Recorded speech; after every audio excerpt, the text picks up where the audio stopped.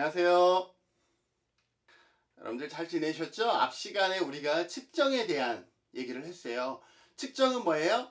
어떠한 것에 어떠한 속성을 구하기 위해서 그 속성에 해당하는 값을 부여하는 것을 측정이라고 얘기를 했어요. 그러면서 측정을 설명할 때 우리가 같이 설명한 것이 뭐냐면 측정과 같이 설명했던 것이 척도예요. 척도. 척도는 뭐라 그랬어요?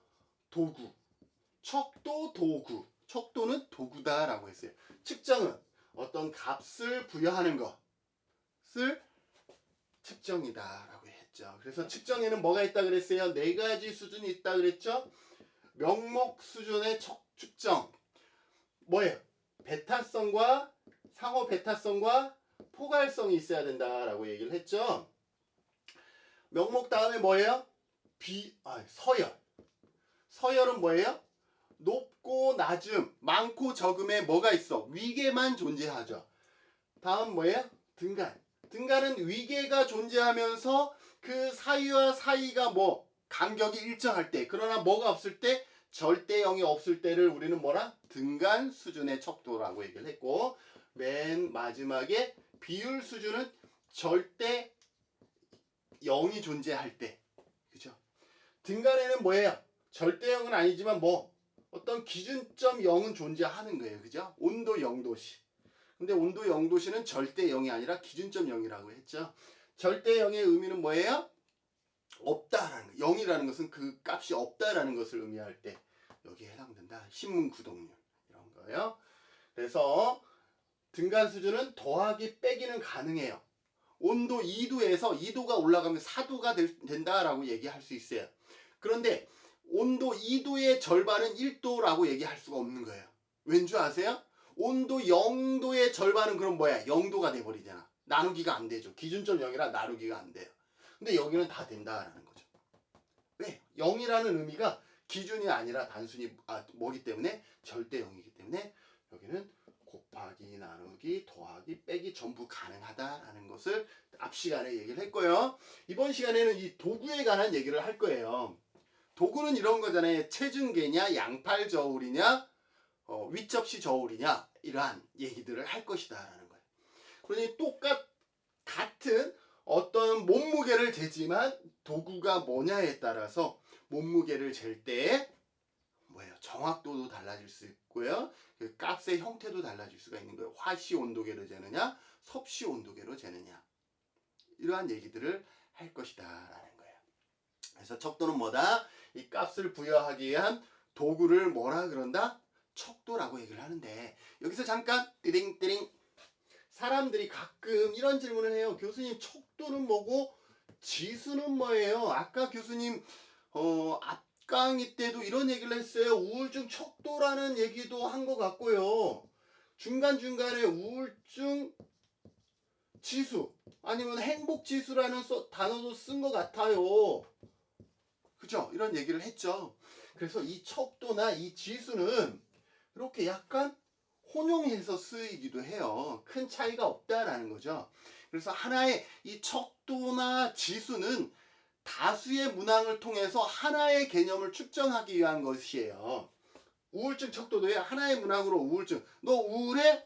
네, 아니요. 이렇게 해서 우울증 값이 나오는 것이 아니라 오늘 아침에 일어날 때 상쾌하셨습니까? 친구가 많습니까? 저녁에 잠을 잘 때 행복하십니까? 죽고 싶은 생각이 있습니까? 이런 식으로 여러 개 다수의 문항을 통해서 뭘 얻어내요? 우울증의 수준을 결정하는데 지수도 마찬가지예요. 행복지수도 마찬가지야. 다수의 문항으로 뭘 해요? 지수값을 구하는 거예요. 그러니까 척도와 지수의 개념은 별반 다르지 않은데 만약에 누군가가 이것을 구분한다 그러면 어떻게 구분을 하냐면 척도는 약간 일반적으로 약간 주관적인 것 그리고 약간 추상적인 개념을 우리가 파악할 때는 척도라는 단어를 상대적으로 좀 더 많이 쓰고요. 지수는 어떨 때 상대적으로 많이 하냐면 주관적인 거에 반대니까 객관적이고 추상적인 것의 반대인 구체적인 값을 구할 때 지수라는 것을 많이 써요. 상대적으로. 예를 들어서 이거죠. 지수는 이런 거 많이 쓰죠. 물가 안정지수, 종합 주가지수인가요? 저 잘 모르겠네. 뭐 종합 주가지수, 뭐 코스피 2000 할 때 이러한 것들은 뭐라고 해요? 지수라는 단어를 쓰잖아요.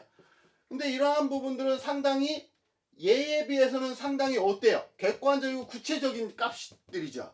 그래서 이렇게 상대적으로 객관적이고 구체적인 값들을 다수의 문항으로 우리가 파악할 때는 지수라는 단어를 상대적으로 많이 쓰고요.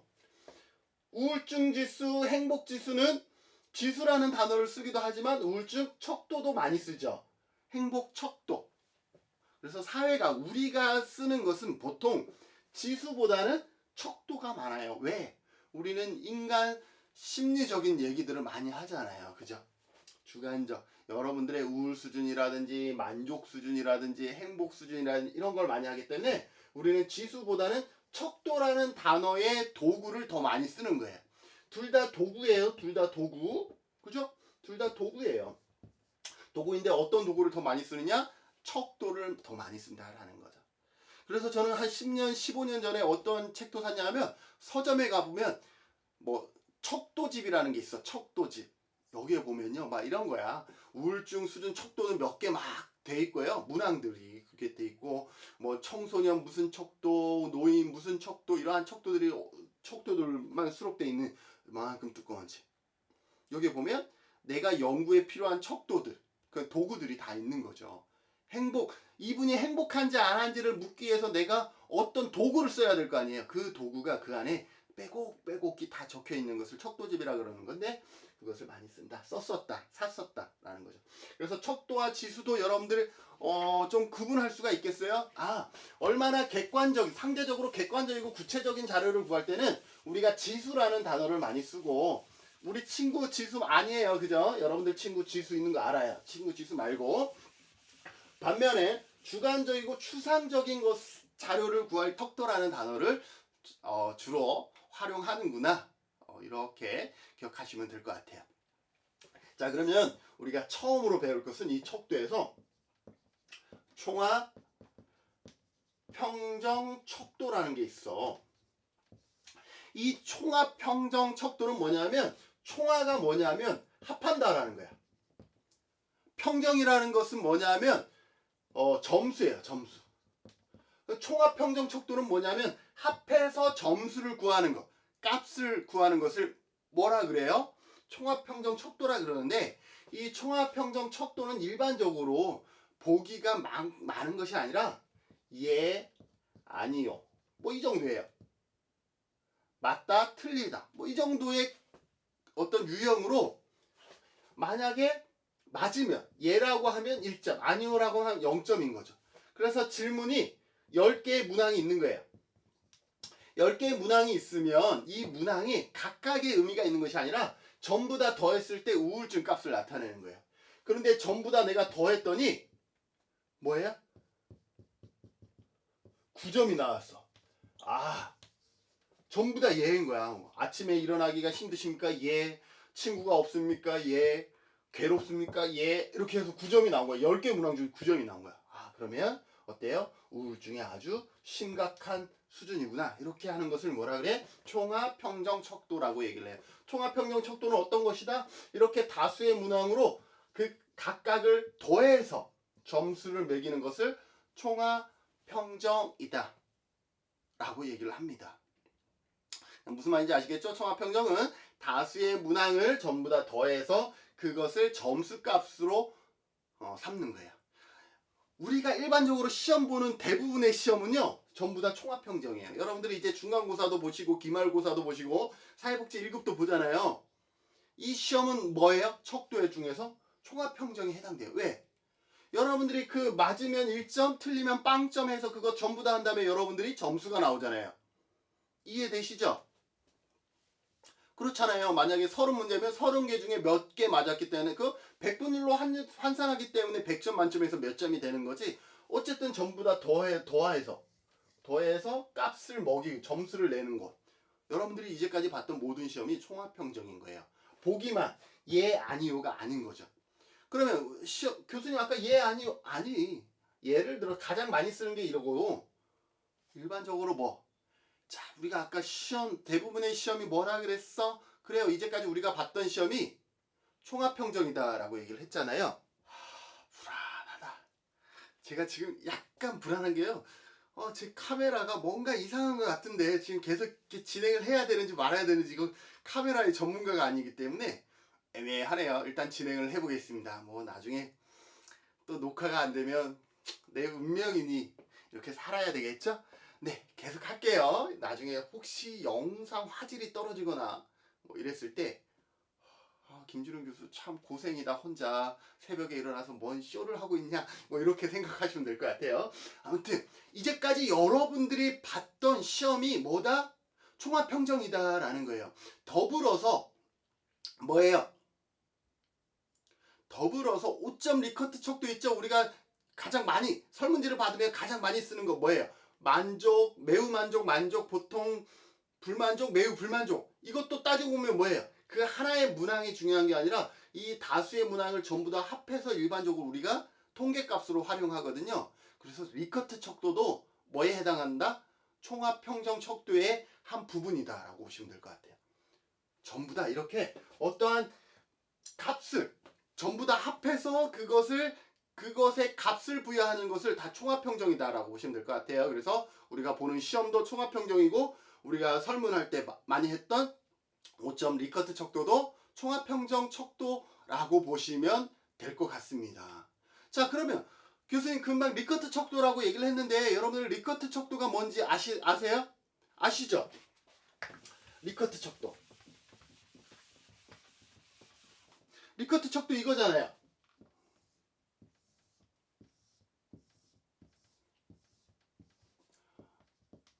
매우 만족, 만족, 보통, 불만족, 매우 불만족. 그죠? 1번. 이 강의, 속도. 2번. 강의, 내용. 3번. 강의, 환경. 뭐 이런 거죠. 자, 강의 속도 여러분들이 불만족했어. 강의 내용 엘리트 강사의 원래는 제가 이런 환경이 좀 그래요. 강의 환경 불만족. 뭐 이렇게 됐죠. 자, 그런데 그럼 어떻게 되겠어요? 불만족. 여기가 5점이라고 합시다. 좋은 거니까요. 5, 4, 3, 2, 1이라고 하면 2점이 2개. 그러니까 4점. 5점이 하나. 그러니까 총 9점이 되는 거죠. 이게 뭐예요? 통계적으로 9점이라는 값이 활용되어지고 있잖아요. 이러한 것을 뭐라 그래? 5점 리커트. 5개이기 때문에 5점 리커트라고 얘기를 해요. 이게 보통 만족, 보통 불만족으로 하면 3점 리커트라고 얘기를 해요. 왜? 다수의 문항의 값을 전부 다 합해서 뭐예요? 값을 부여하고 있죠? 그러니 이게 리커트 척도도 뭐에 해당된다? 그죠? 바로 앞에 배웠던 총합평정 척도에 해당한다 라는 거죠. 총합평정이 일반적으로는 예, 아니요, 그렇다, 아니다 뭐 이러한 식으로 좀 단순한 구조라 그러면 이것은 그 단순한 보기를 3개나 또는 5개로 확장시켰을 뿐이지 총합평정 척도와 다르지 않다라는 거예요. 왜 리커트 척도냐? 리커트가 개발했기 때문에 리커트 척도예요. 그죠? 여러분들이 개발하면 여러분들의 이름도 올라갈 수가 있는 거야. 리커트가 개발했기 때문에 리커트 척도고요. 자, 그러면 이 척도는 우리가 앞에 배웠던 측정 있죠. 값을 구하는 이 측정에서 무슨 수준일까요? 명목 수준일까요? 또 뭐가 있죠? 네, 서열, 높고 낮음 있는 서열 수준일까요? 등간 수준일까요? 비율 수준일까요? 여기에서 띠딩띠딩 리커트 척도는요 서열 수준이에요. 서열. 얘와 얘의 간격이 같지 않아. 그래서 여러분들 고민하잖아. 내가 만족을 해야 되는 거야, 매우 만족을 해야 되는가 고민하잖아요. 그건 뭐냐면 간격이 일정하지 않다라는 거예요. 만족과 불만족의 사이가 명확하지 않다라는 거잖아요. 자, 그래서 이 사이의 간격. 그러나 보통보다는 만족이 좋은 거고 만족보다는 매우 만족이 좋은 건 알잖아. 그래서 서열은 있지만 등간은 아니야. 자, 그러면 얘는 더하기, 빼기, 나누기, 곱하기 할 수 있어 없어? 전부 다 안 돼. 서열은. 여기만 더하기, 빼기가 되고 여기는 사칙 연산 모두 가능이야. 서열이기 때문에 더하기, 사칙 연산을 전부 다 쓸 수가 없는데 우리가 사회과학에서는 이 리커트 척도를 어떻게 하고 있어? 마치 비율 척도처럼 쓰고 있어요. 교수님, 그게 무슨 말이에요? 비율 척도처럼 쓴다라는 것이, 우리는 이 값을요 보통 어떻게 하냐면 평균 내요. 그래서 5점 만점에 평균이라는 것은 다 더해서 문항수로 나눠줬다라는 개념이잖아요. 예를 들어서 요거 같은 경우는 9점인데 평균을 냈다라는 것은 3개의 문항이니까 3으로 나눠줬죠. 그러면 3이 되겠죠. 3이니까 딱 중간이야. 이 사람의 강의 만족도는 보통인 거 딱 3점이기 때문에. 자, 다 더해서 3으로 나눠졌기 때문에 사칙 연산을 써버렸잖아요. 그래서 원래 5점 리커트는, 이것도 시험에 나올 수 있어. 5점 리커트는 서열 수준의 척도다? 맞아요. 그런데 사회과학에서는 어떻게 한다? 비율 수준의 척도로 뭐예요? 인정. 일부분 수용해서 어떻게 하고 있어요? 이렇게 평균값도 산출하고 있다 정도 여러분들이 기억하시면 되겠습니다. 이거는 리커트 척도의 지금까지 숨겨왔던 비밀인 거예요. 무슨 말인지 아시겠죠? 어떻게 하는지 아시겠죠? 리커트 척도. 자, 이 리커트 척도의 장점은 뭐냐면요. 우리가 설문지에서 계속 봤잖아요. 그만큼 작성하기가 간단하다라는 것이 가장 큰 장점이고 내적 일관성을 갖는다라는 거예요. 내적 일관성. 내적 일관성을 갖는다라는 건 뭐냐면 신뢰도가 높다라는 거예요. 신뢰도. 반복 신뢰도는 뭐냐면 좀 이따가 다음 강의에 설명하겠지만 신뢰도가 높다라는 것은 반복 측정해도 같은 값이 나올 확률이 대체로 높은 편이에요. 그래서 신뢰도의 개념은 나중에 다시 설명할 거니까 리커트 척도는 뭐다? 신뢰도가 높은 편이다 라고 보시면 될 것 같고요. 이 사이의 간격은 일정하다, 일정하지 않다? 일정하지 않으나 일정한 것처럼 어떻게 된다? 사용되어지고 있다 라고 보시면 될 것 같습니다. 여기에서 단점은 뭐냐 하면요, 이런 거예요. 자, 이 강의에서 가장 중요한 이 세 개의 문항 중에 이 강의의 만족도에 가장 중요한 건 뭐예요? 강의 내용이잖아요. 강의 내용. 강의 속도도 물론 중요하고 강의 환경도 물론 중요해요. 그러나 가장 이 강의에서 중요한 건 뭐예요? 강의 내용이잖아요. 그래서 얘가 아무리 불만족하더라도 얘가 좋으면 원래 이 강의의 만족도는 원래 점수는 높은 거예요. 환경이 안 좋아도 강의가 좋으면 여러분들 오잖아요. 환경이 안 좋더라도. 그러면 얘가 비중이 다른 문항에 비해 월등히 비중이 중요한데도 불구하고 뭐해요? 동일한 수준에서 다 더해서 나눠지고 있다라는 거예요. 그래서 5점 리커트의 장점은 뭐냐면 분명히 이 문항 간의 중요도는 다른데도 불구하고 그것을 전부 다 동일한 수준으로 간주되어서 계산되어질 수밖에 없다. 총화될 수밖에 없다라는 것이 뭐다라는 거예요? 단점이면 단점일 수 있다라는 거예요. 자, 이제 2개 배웠어요. 이제야 2개 배웠네요. 뭐예요? 총합 평정 척도 배우고 그 다음에 이제 뭐 배웠어? 이제야 리커트 척도 배웠네요. 칠판은 왜 또 잘 안 지워지는 거야? 그죠?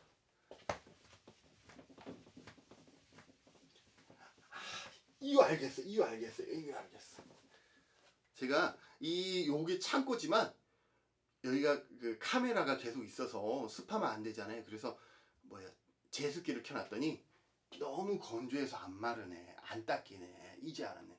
자, 본론으로 들어가서 다시 이번엔 거트만 척도에 대해서 할 거예요. 거트만. 이 거트만 척도는 뭐냐면 단일 차원성에 따라서 문항을 서열한 거예요. 서열화. 문항을 서열해서 그 문항 자체가 뭐예요? 서열을 갖는 거예요. 문항 자체가 서열을 갖는 그러한 척도를 거트만 척도라고 얘기를 합니다. 그래서 문항 자체가 서열을 갖는다 기억하시죠? 물론 그 서열에서 간단하게 응답은 이렇게 돼요. 아까 총합평균처럼 예, 아니요, 참석, 결석 이렇게 단순하게 체크하게 돼 있어요. 문항은 세 문제에서 예를 들어 뭐 10문제, 20문제 이렇게 갈 수가 있겠죠.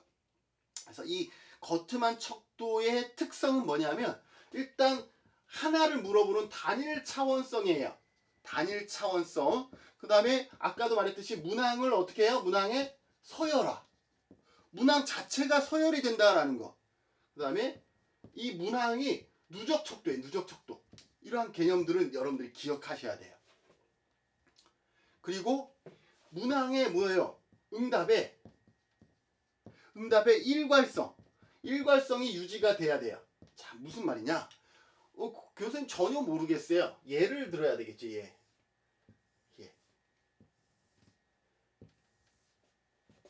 상당히 건조해서 심각하네요. 여기가. 요걸 하면 좀 달라질라나? 요거 좋다. 요거 좋다. 요거 좋다. 그죠? 예.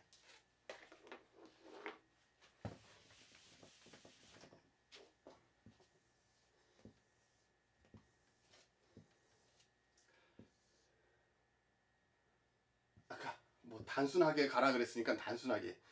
여러분들 이렇게 질문을 할게요. 이거 그거 차별하는 건 아닌데 많이 보기가 이런 얘기가 많이 나와서요. 일본인 있어요. 일본 사람이 우리나라에 사는 거, 우리나라에 사는 것 찬성 반대. 일본 사람이 우리 제주도라고 치면 제주도에 사는 것을 찬성 반대. 일본 사람이 제가 살고 있는 이 지역이 조천이거든요. 아유, 개인정보 다네. 일본 사람이 조천에 사는 것을 찬성하는지 반대하는지. 일본 사람하고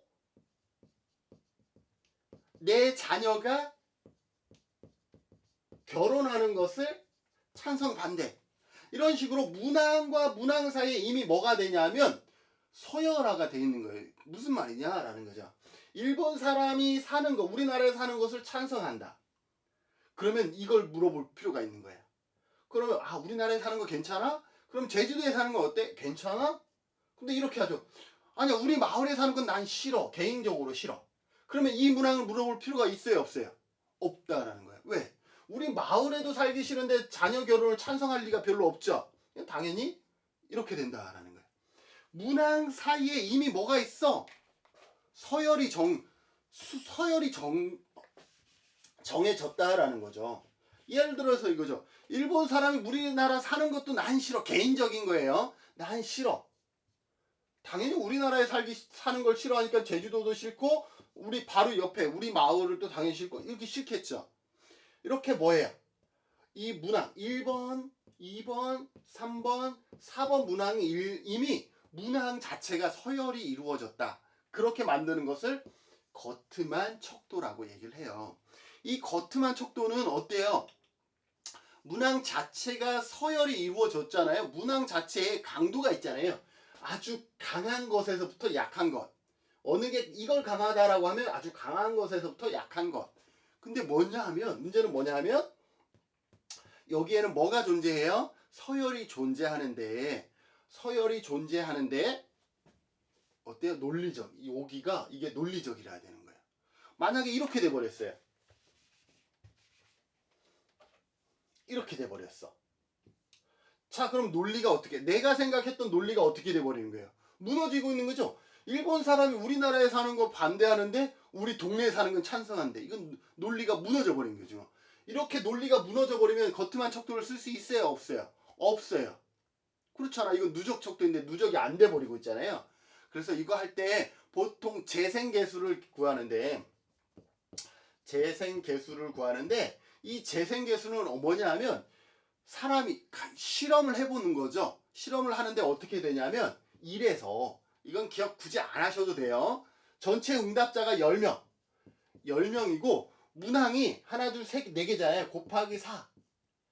그러면 10명이 4개를 했으면 전부 몇 개가 되는 거예요? 40문항이 되는데 그 중에서 이렇게 오류가 발생하는 거. 오류 문항 2개라고 칩시다. 아니 5개라고 칩시다. 자, 그러면 했는데 이렇게 오류 문항이 내가 생각했던 논리에 오류 문항이 5개가 발생했어. 그러면 1 마이너스 40분의 이거 4라고 합시다. 계산 요즘 계산이 어려워서요. 이렇게 하면 그러면 1 마이너스 0.1이 되죠. 얘는. 그래서 0.9가 돼요. 이렇게 해서 이 재생계수는 1일 때 오류가 하나도 없으면 이게 0이 되기 때문에 그냥 1만 남죠. 재생계수가 1일 때 가장 좋으나 보통 사회과학에서 1 나오기가 어려워요. 그래서 이처럼 0.9 이상이면 10개 중에 하나, 그러니까 100개 중에 10개 정도 오류가 나오는 거는 그냥 괜찮은 문항으로 간주하는 것. 그게 재생계수다라고 보시면 될 것 같습니다. 그래서 여기는 뭐예요? 이렇게 문항 간에 오류가 없어야 된다. 그것을 뭘로 확인한다? 재생계수로 확인한다라고 보시면 될 것 같습니다. 이거 지워지기도 이건 좀 잘 지워지네. 보드 마카를 좀 바꿨어야 했네.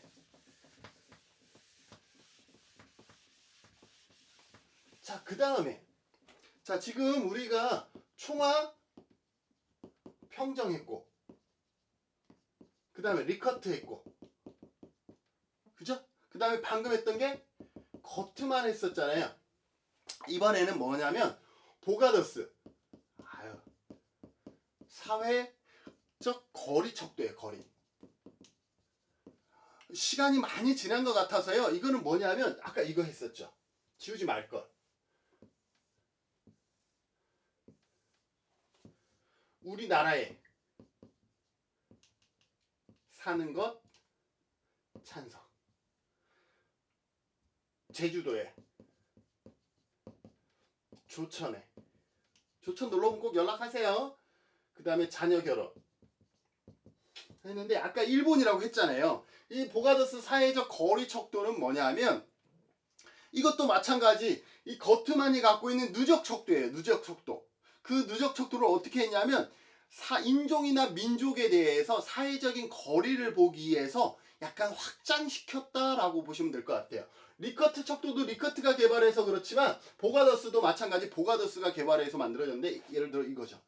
여기에다가 일본을 적는 거죠. 여기에다가 중국을 적고 여기에다가 미국을 적는 거예요. 그러면 사람마다 틀려요. 어떤 사람은 미국 사람을 되게 싫어하는 사람 있잖아요. 여러분들 중에도. 그러면 우리나라에 사는 것 여기다가 이렇게 할까요? 이렇게 합시다. 자, 그러면 그냥 OX를 할까요? 그게 낫겠다. OX. 자, 우리나라에 사는 거 미국 싫어. 그러면 이거 다 싫겠죠. 미국 사람이 우리나라에 사는 거 싫으면 우리 제주도에 사는 것도 당연히 싫고 하겠죠. 중국 사람. 나는 중국 사람 그래도 좀 그냥 좋아. 근데 조천에 사는 건 싫어. 이렇게 할 수 있죠. 이분은 일본에 대해서 참 오픈되어 있는 분이에요. 과거의 상처는 상처이지. 그러면서 괜찮아. 이렇게 할 수 있다라는 거죠. 그러면 뭐예요? 이 사람이 나라에 대한 뭘 알 수가 있어요? 사회적 거리를 알 수 있는 그러한 유형의 척도를 뭐라 그래? 보가더스 사회적 거리 척도. 이 보가더스 사회적 거리 척도는 이 거트만 척도처럼 누적 척도에서 뭐예요? 여기에 인종이나 이런 그 국가, 민족이 들어간다라고 보시면 될 것 같습니다. 그래서 척도의 논리는 상당히 단순하죠. 위계화된 일련의 문항. 근데 이 위계화된 일련의 문항은 우리가 앞에서 봤던 뭐예요? 거트만 척도에서 봤었잖아요. 그래서 그것들을 우리가 잘 살펴보면 되겠다라는 거죠. 그래서 이것도 마찬가지. 위계화됐기 때문에 앞에서 이렇게 X가 발생하면 그 뒤에는 뭐예요? 보나마나 X가 나타난다라는 거죠. 그래서 이것도 뭐예요? 아까 여기에서 거트만에서 재생계수가 만들어졌듯이 여기도 이 문항의 재생계수나 이런 것들을 보면은 정말 좋겠다라는 거죠. 그래서 여러분들이 이러한 것은 어떻게 보면 단순하지만 활용도가 높죠. 거트만 척도처럼 하나를 물어보기 위해서 거트만 척도를 작성하는 경우는 많지 않아요. 왜냐하면 이렇게 문항 자체를 위계화시키는 작업이요. 생각보다 쉽지 않거든요. 그렇죠. 그런데 이것처럼 다수의 문항을 질문하려고 하면 이런 좀 노력 같은 경우는 할 수도 있겠죠. 그래서 오히려 활용도가 좀 높다라고 보시면 될 것 같고, 자, 이제 거의 나왔습니다. 이제 의미분항. 이제 시간이 많이 지나서요. 의미 분화 척도는 말 그대로 뭐냐면 가지고 있는 뜻을 나누는 거예요. 그래서 어떠한 사람이 어떠한 개념, 어떠한 대상, 사람에게서 어떠한 감정을 느끼느냐. 그러니까 태도에 대한 질문이 아니라 어떠한 생각을 했느냐. 태도에 관한 질문이 아니라 어떠한 생각을 가졌느냐를 확인할 때 보통 사용해요. 생각이기 때문에 무엇을 활용하냐 하면 형용사를 양 끝에다가 배치를 한 다음에 이렇게 나눈 다음에 어디에 더 가까운지를 이렇게 체크하도록 하는 것이죠. 예를 들어서 당신은 공부할 때 조용한 환경에서 공부하는 것이 좋습니까? 뭐 시끄러운 할까요? 시끄러운 환경에서 소란한. 조용하니까 소란하니까 한탄으로 끝나서 좋네요. 소란한 환경에서 공부하는 것이 좋습니까? 저 같은 경우는 소란한 환경에서 공부하는 게 좋거든요. 예, 그래야 딴짓거리 안 해요, 내가. 시끄러우면 오히려 딴짓거리 할 것 같은데 시끄러우니까 내가 그거죠. 이게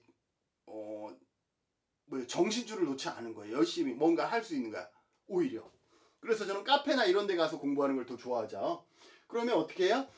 이렇게 해서 나는 소란한 걸 좋으니까 여기다가 이렇게 체크를 함으로 인해서 내 생각을 표출할 수 있도록 하는 것이 뭐예요? 의미 분화 척도예요. 의미 분화 척도는 이거죠. 우리가 이제까지 했던 척도는 이거예요. 너 빠른 거 좋아하니? 빠르지 않은 것 좋아하니? 이렇게 물어봐요. 그죠? 근데 빠르지 않은 것이 느린 것하고는 다르다라는 거예요. 무슨 말인지 아시겠어요? 그래서 단순히 빠른 걸 좋아하는지 빠르지 않은 것을 좋아하는지 이렇게 물어보는 것이 아니라 빠른 것을 좋아하는지 느린 것을 좋아하는지 이렇게 물어보는 거예요. 강한 것을 좋아하니 강하지 않은 것을 좋아하니 이렇게 물어보는 것이 아니라 강한 것을 좋아하니 약한 것을 좋아하니 이렇게 물어보는 것이 의미 분화 척도의 개념이다. 의미 분화 척도는 그래서 태도를 물어보는 것이 아니라 그 사람이 가지고 있는 생각을 물어보는 것이다 라고 여러분들이 이해하시면 될 것 같습니다. 자, 이제 마지막으로요 하나만 더 합시다. 하나만 더 하고 마칠게요. 이번 시간에 할 것은 뭐냐 하면 여기까지는 뭐였냐면 서열이었어요. 서열.